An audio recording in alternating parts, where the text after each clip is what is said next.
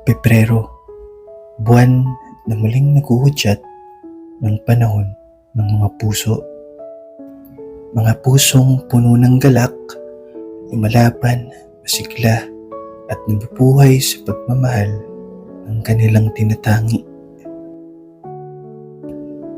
Ngunit sa bawat pusong masaya, may mga pusong tahimik na lumuluha. Patuloy pa rin nagmamahal kahit ubos na sila. Binuhos ang lahat, ngunit tila wala nang natira para sa kanila. At sa gitna ng lahat ng ito, may mga pusong natutong huminto. Piniling mahalin ang sarili muna. Hindi dahil sa pag-iwas, kundi upang maghilom. Upang bigyan ang sarili ng pagkakataong muling buuin ang pira-pirasong damdamin. At maging handa kung sakaling dumating ang pag-ibig na karapat-dapat sa kanila.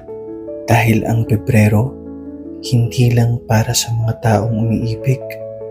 Ito rin ay para sa mga pusong natutong mahalin ang kanilang sarili.